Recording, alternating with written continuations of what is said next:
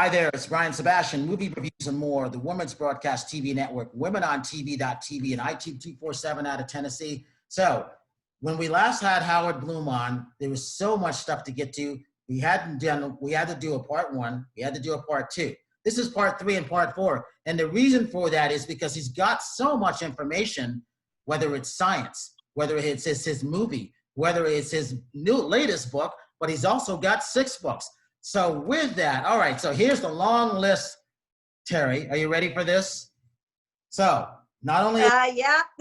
6 books, how I actually started the 60s, Lucifer Principle, right up to his latest book now. He's one of the best music publicists in the world till this day, in my point of view. And I will go to my grave saying that no matter what. So with representing Prince, Michael Jackson, Styx, Bette Midler, Joan Jett, Earth, Wind, and Fire, Run DMC, AC/DC, Queen, Kiss, John Cougar Mellencamp, Stephanie Mills, and the list goes on and on and on. Howard, welcome back for part 3 and part 4 of this. Brian, it's great to see you again. And Terri, it's wonderful to meet you. Nice to meet you too. I so enjoyed your documentary. It was fascinating. Just to let you know, I mean, I have a background, I majored in psychology in college. Yeah, I'm a fitness person. I compete in fitness, but I'm always questioning things. So I really want to read The God Problem and the Lucifer Principle. Right. Principle. Yeah, because I always like to figure out how people right. tick. So I'm so excited to talk to you. Well, these books should help you. You know, I skipped grad school entirely. I had 4 fellowships in neuroscience and skipped them in order to go into something I knew absolutely nothing about, popular culture, because I was on the prowl, on the hunt, on the search for the gods inside of us. And I was not going to find them in grad school. But I could conceivably find them in pop culture, and I did find them in pop culture. And then, despite having no graduate degrees, just a lot of really rich experience, they brought me into NYU as a visiting scholar at the graduate psychology department. So yes, I sympathize with your territory of psychology. But the deal is, because I've been looking for the big picture that emerges when you take as many sciences as the limited brain like mine can comprehend. I've now published in 12 different scientific fields. I've either published or given lectures at scholarly conferences on everything from quantum physics and cosmology to neuroscience and evolutionary biology and evolutionary psychology to governance and information science and aerospace. I had a question for you. I wanted to ask you. Earlier on in my my earlier days, I actually worked at the Meadows. I'm sure you've heard of them. They're in Wickenburg, Arizona. They treat addictions. Right. So I was wondering, like, what your opinion is on addiction, and because I know you've worked with so many celebrities and we all face these kind of things. What your thoughts were? Well, my biggest enemy in the music industry, I had 2 enemies. One was a human being who was brilliant but had no moral compass. The other wasn't human at all. It was cocaine. And cocaine threatened. I lost one friend and client, person with whom the 2 of us put disco on the map, and in the process allowed the gay community to come out of the closet because disco was their music, disco was their anthem, and then he died of basically cocaine use. He was given his own record company. He traded in his small apartment for a giant apartment. He had a limousine on call 24 hours a day. But because he was using cocaine, he got to the point where he no longer had an apartment, he no longer had a limousine, he no longer had a record company. He was calling all of the people in his address book and asking if he could stay overnight. Then he was getting up at 3 in the morning when his hosts were asleep, stealing everything they had to get money for cocaine. And then the next night doing it with another friend. And I was told that he had died in Rikers Island. And in fact, the Village Voice covered that. We did a long interview about his significance because his significance was great. His name was Ray Caviano. And then the leading gay magazine based out of San Francisco called and they did another long interview. And Terri, I had no idea of how deeply I had been struck by the loss of this friend until midway through that interview. I broke out sobbing. And I mean sobbing in a way that did not allow me to talk. I could no longer really speak syllables. And I had to gurgle to them to the best of my ability, please let me call you back. And 20 minutes later, I was finally able to get on the phone. That's the kind of losses that cocaine imposed upon us in the music industry. Another man, Bill O'Coin, who was Kiss's manager and managed Billy Idol, who was brilliant, who was fabulous to work with. So much fun to work with, it was ridiculous. And he freebased his way out of his apartment at Olympic Towers, which is one of the most exclusive and expensive addresses in Manhattan, out of his 22 pieces of original sculpture, out of everything. And he disappeared from the industry for years, then tried to make a comeback and died shortly thereafter. But it was years and years before he tried to make a comeback. Cocaine either killed you or it destroyed everything that you were. So I have never learned anything. I mean, my technique for getting people off of drugs was very simple and brutal. One day I went to visit Billy Idol down at the studio where he is recording an album. It's Electric Lady Studio. It's on 8th Street in Manhattan, and that's the very heart of Greenwich Village. And studios are built with walls 3 feet thick. Walls so thick that no sound from the outside can penetrate and no sound from the inside ever leaks out. And when I stepped into the vestibule, into the corridor leading into the studio, despite those thick walls, I could hear Billy Idol raving at the top of his lungs in the studio. And raving is not like any sound you've ever heard before in your life. It has no syllables. There are no words that you can make out, but it is the sound of howling rage and desperation. And so 2 weeks later, Billy's parents came into New York City and they wanted to interview everybody around Billy. Well, when I started with Billy and Bill O'Coin, Billy Idol was about to become a 2-hit wonder. He was going to have 2 dance hits and he was going to totally disappear from the face of the planet, which is something very common. Terry Jacks had done that. A lot of other people have done that. And I had managed to restructure his career so that he became a permanent icon. And by the time his parents came into town, Billy meant a lot of money and power. And because he did, Billy's pulled everybody in the staff around him one by one into a room to interview them. And the first thing they told the parents was, Billy's doing great, which was totally untrue. And they told the parents that because they didn't want to lose their position with Billy. They didn't want to lose the money. They didn't want to lose the power. And finally, the parents got to me and I walked into that room and said, your son is killing himself. And if we don't do something immediately, you will not have a son sometime in the next 2 weeks to 2 months. And his parents pulled him away from Bill O'Coin, the brilliant manager who was freebasing. And God knows what else they did. But whatever they did, it worked because Billy, I saw him on 10 years ago or something like that on New Year's Rocking Eve on television. And he looked as good in his 50s as he had in his 20s. So that was a fairly brutal approach to addiction. There was no subtlety to it whatsoever. What's the approach that you take?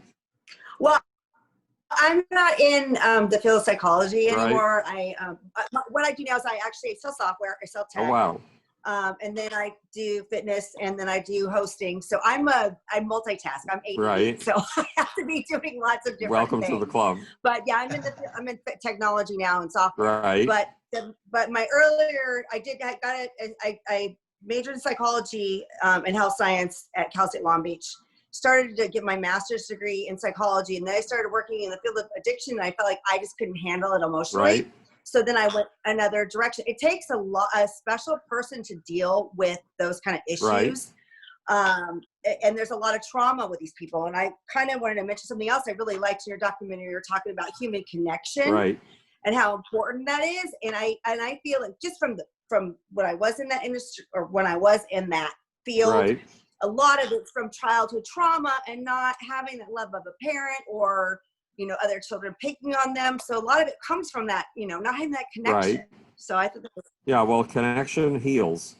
Connection saves us. Connection uplifts us. And when we think we can do everything all on our own, that we should crawl off and go into a silent retreat and learn to love ourselves before others can love us, that's ridiculous. We can only love ourselves if we feel that others love us. And if we are in, well, a lot of people are unfortunate enough that if there are a lot of people around them who care about them, they can't register it. So having a lot of people who love them doesn't reach them emotionally and doesn't lift them out of where, and we are built for connection. So the result is, if we lose our sense that we are important to other people, that we're connected to other people, our cognitive system, our brain goes into a gray goo. We can't really think anymore. And our pain centers just wildly take off and start manufacturing emotional pains within us. And our immune system goes into a deep nosedive, and which means we're susceptible to all kinds of illnesses because we are depressed. When we feel a sense of connection, the opposite happens. We're able to think. We are able to feel our own emotions, and our immune system rises in its activity so that it wards off diseases. We become slightly more invulnerable to diseases. So human connection is essential, and there's a Bloomism. Attention is the oxygen of the human soul. With it, we thrive, and without it, we die. That's a problem with COVID right now. A lot of people are shut down. I mean, what's your thoughts on that? Well, I have an advantage over other people because in 1988, I became ill, and I was locked in a bedroom basically for 15 years. Yep. For 5 years, I was too weak to talk and too weak to have another person in the room with me. And there was this new thing that I had heard about in the 1970s and envied because only a few college professors had access to it.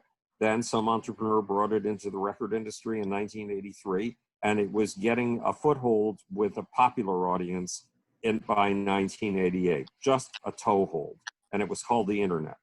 And so I couldn't walk anywhere, I couldn't talk with anybody, I couldn't see anybody, but I could go out on the internet and find friends. So I've been accustomed to getting my social connection and my attention on the internet since 1988. When the internet was a primitive place, there were no browsers, there was no World Wide Web, it was a dark and lonely place. But AOL, remember the days? Maybe you don't. Yeah, I when do. AOL was dropping DVDs off on our doorsteps all the time, trying to get us online. So there were a sufficient number of people online to keep me alive and help me in my quest, which was getting better. And it was through a friend on the internet that I eventually found all of the various things that I use right now to get me better. So after 15 years of illness, I'm now 77 years old. This morning I did 1,202 vibrational plankings, which is hard when you're 19, and I shouldn't be able to do theoretically at the age of 77, but who the fuck cares? So Howard, Katerina Cozias jumped on, and she's an avid reader too. Katerina, welcome. Hi, Katerina. Hi, Howard. My apologies for the delay, folks. It's interesting because, like Terri was saying, in this world of COVID, where not only are we using the internet to do these sorts of video conferences and video interviews, we're using the internet to talk to our grandmothers. I am going to be very honest in telling you that I got my time zone incorrect.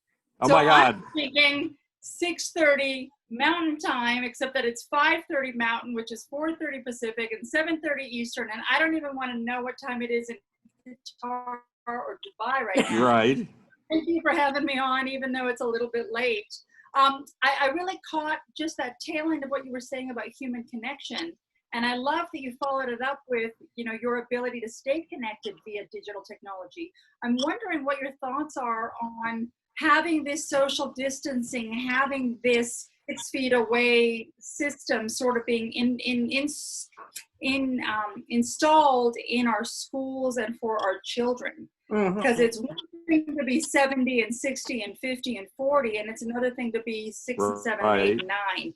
So any thoughts, any concerns on that? Yeah, absolutely. First of all, you have to realize that in 1918, the last time this happened, the Spanish flu hit. And the Spanish flu hit in March of 1918. and it went up to a peak, and then it dropped away during the summer, and it came back in a second wave in October. In October, the second wave was far more brutal, killed far more people than the first wave, and came back in 2 more waves over the course of 2 years. So the whole thing lasted 2 years. They attempted to use something they called quarantine. Yep. Does it sound familiar? As a public health measure. And like us, they opened up during the summer, and it was devastating. The results were devastating. But they didn't have cell phones. They didn't have the internet. They didn't have laptops. So imagine what it must have been to be quarantined in those days. Today, you can have social contact out the kazoo, thanks to what we're doing right now. I have my girlfriend on the phone with me 20 hours a day. 20 hours a day. She's on the phone while I sleep at night. She likes it that way. I like it that way. That wasn't possible in 1918. Or in 1918. So what's happened? Yeah, well, so what's happening for us is we're all accustomed to the old norm. And the old norm is you go into first grade and your mama takes you to a class and you're with 20 other kids or 30 other kids, and you're with 30 other kids until you graduate from high school as a senior. But today, the kids are going to think that something new is normal. Online learning is going to be the norm for them. When they go back to school again, finally, in a year and a half or whatever it is, that's going to be a strange experience. Now, they need it. They need to be among other kids. They need to be able to touch each other and play with each other. But kids are just so astonishingly highly adaptable that it's ridiculous. And they can take an environment that to us is grim, and they can turn it into a playground. And the environment, one day I was at dinner with a friend, and he brought a bunch of his friends who I hadn't known before. And 2 of them sitting across from me were in their 30s, and they were talking about their 5-year-old sons. And one of them said, well, when my son was 2.5, he got on the computer, and he was fascinated by submarines, and he started finding out everything there was to know about submarines. And by the time he was 5 and went into first grade, yes, he was basically a bachelor's of science level submarine person. And the other one said, yeah, my son was like that with dinosaurs, and started to tell the dinosaur story. So these kids, based on sheer curiosity, are learning more than we have the ability to measure, because we measure what they learn in class. These are not things they're learning in class.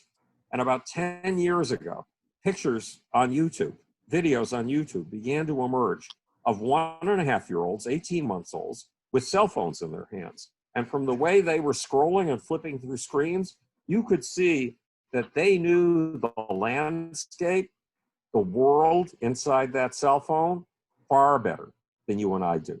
And they knew how to use it to their advantage. And they were powered by sheer joy, the joy of discovery. So there are some kids who are going to come out of this far smarter than anyone we've ever seen, because they've been able to immerse themselves in knowledge and follow their own curiosities since they were 18 months old. It's an astonishment. So kids, I don't think kids are going to be scarred by this experience. Were the kids who lived through the Blitz in World War II in London scarred by the experience? It was an advantage for them. They had a view on life that other people couldn't have. There may have been some trauma there. There may have been quite a bit of trauma there. But if you take any 10 people that you know and line them up and go over them one by one, how many of them will not have trauma?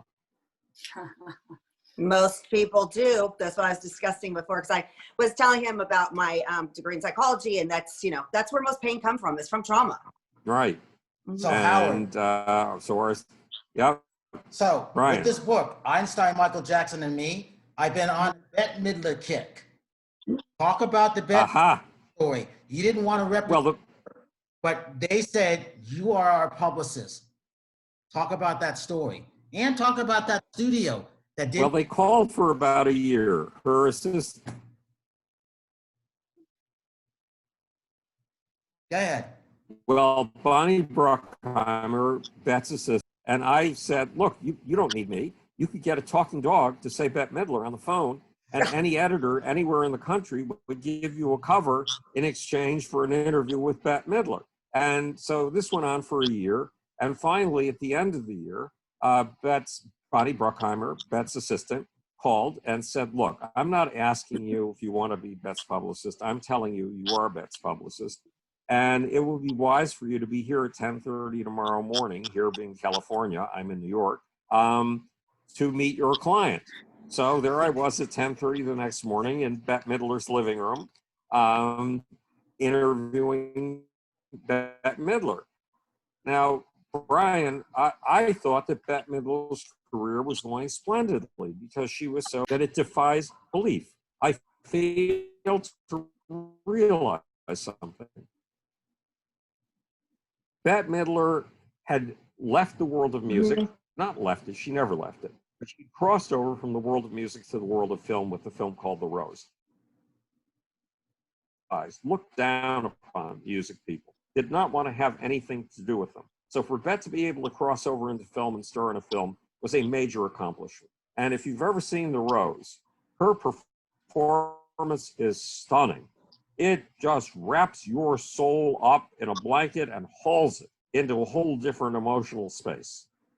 For almost an hour and a half. It is absolutely remarkable. So she had this astonishing film success. And then she signed up to another film called something like Black Visibility. Her director was very high on that, right on up through all of the making of the film. And then when the film came out, it was a total flop. It was a high-profile flop. And Bette went into a nervous breakdown for 3 years. And then something, and I didn't realize this, Brian, I'm supposed to be smart. How could I not have seen this? And then there was a company that was in a state as brain dead as Bette was in this terrible breakdown of hers. It was a company that had been very big on selling radically new forms of movies in the 1930s, 1940s, and 1950s. And then the 1960s came and it couldn't sell a film ticket. It made movie after movie and nobody came to the theater to see them. Now, the founder of the company, he was a brilliant man, was anti-Semitic. And he deliberately ran the only film studio in Hollywood that would not hire Jewish people at all, not a bit.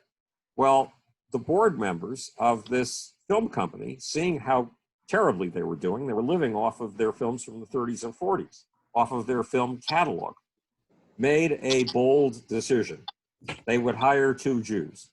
So they hired 2 Jews for the first time in their history, and the 2 Jews started to make a new company out of the company. And they made a bold and courageous decision. Bette Midler felt she was washed up. Bette Midler was in the midst of a nervous breakdown. They decided to put together 3 films, 3, not just 1 or 2, but 3 films around Bette Midler who thought she was finished. And it worked. And the company was called Disney. And those executives, one of them was Jeffrey Katzenberg, who would go on to become a very important person. He was a very important person in the film world because Eisner and Katzenberg, these 2 Jewish guys, built Disney into a monolith. They brought back its success, but they brought it with Disney. So not only in Bette Midler's career was there a nervous breakdown and coming out of it involved, there was coming out of basically the equivalent of the nervous breakdown of an entire company involved. And I hadn't seen that in advance. I thought a talking dog could do Bette's publicity. I must have been insane. So those 3 films came out, Down and Out in Beverly Hills, which if you get a chance to get it on Netflix, is a brilliant film, an astonishingly good film. And Outrageous Fortune, which is, I think that's the one with Danny DeVito, another astonishing masterpiece of filmmaking and the comedic art. And the third one, I can never remember the name of, but there were 3 of them. And what's that? Beaches. What'd you say, It's Brian? Beaches. It's some. Beaches, No, was it? Beaches came after those three films were huge successes. Bonnie turned Beaches into a film for a long time. That was a personal pet project of theirs. One of the reasons was they wanted to have a woman-made film. They wanted to show that women could make films. And they wanted to do it with a script, with a book written by a woman about a woman's experience. And because of the fabulous success they had with the first three films, Disney gave them the freedom to make Beaches. And you're right, Brian, Beaches is just a masterpiece. It is stunningly, stunningly good. So, and the other story with Beth is the day that I was with her in her living room, and I was, because remember, my background is science. I started in theoretical physics and microbiology at the age of 10. It was an accident, a very lucky accident, that I got into show business, because that is where the gods are. I mean, when Bette Midler's going through a nervous breakdown after doing a film that is utterly beyond belief, that's where the gods are. And when Bette Midler comes back to life, okay, I've got to tell you one story to tell you about the gods inside. Bette Midler was in New York City recording or filming Big Business, her film with Lily Tomlin. And they were filming at the Plaza Hotel, which was not yet owned by Donald Trump. Because she was in town, I figured I would go out and spend some time with her because I needed to catch up on where her soul was, basically, at that moment. So I went over to her dressing trailer. Right next to the stairs of the Plaza Hotel, there's a dressing trailer. A dressing trailer is one of those long trucks, a van, that's been set up as a dressing room, and you can drive it anywhere. So I stepped into the dressing room in this trailer, and there was Bette splayed on the banquette, splayed back up against the bench, slumped. And she looked like a bag lady. And because Bette has two modes. In her natural mode, she is not pretty. In her amazing Miss M mode, she is astonishing. So there she was, slumped on the banquette, and I said, Bette, how are you? And she said, I've had this cold, and then I think I've got the flu, and you could see her mind sluggishly going over all of her symptoms so she could recite them to you. And that was the gist of the conversation until suddenly, outside the door, you could hear them calling, Bette, it's your call, you're on. And Bette stood up, and as she stood up, as she left that banquette, she physically changed. A strength entered her. A power entered her. And as she walked down the stairs, that power became the power of 10,000 laser beams going off inside of her. And she became the magnificent Miss M. She became a whole different person. The gods inside of her awoke from their slumber in the muck and the mire and came to life with all of their powers. And by the time she reached that spot at the center of the staircase, where all of the lights were focused and where the camera was focused and where the efforts of 150 people were focused, she blazed like a supernova. So we humans have two modes. Mm-hmm. We have an interior mode when we're not connected to other people. And that's what I saw with Bette slumped over in the trailer reciting her flu symptoms. And we have an exterior mode.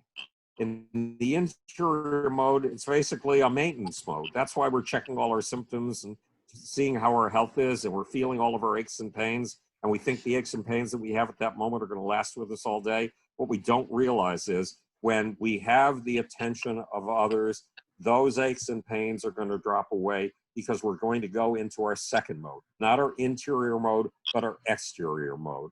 And in our exterior mode, we don't feel those pains. Important, individual. Suddenly we are skating on ice, thick ice, the ice of the intention of our fellow human beings. But to see that transition, that transformation was astonishing.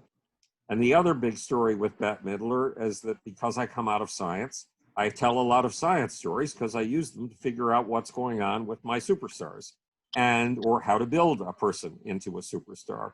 And I was telling Bette about the Coolidge Effect. And the Coolidge Effect, Calvin Coolidge, when he was president, and his wife went to visit a model farm, one of those farms where the agriculture department is trying all kinds of new techniques that will increase the productivity of American farmers. And Mrs. Coolidge is shown a rooster and a hen.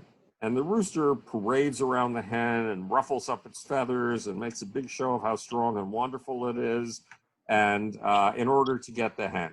And finally, when he gets her to succumb to his gorgeousness, he jumps on her back and they have sex. A very quick act with birds.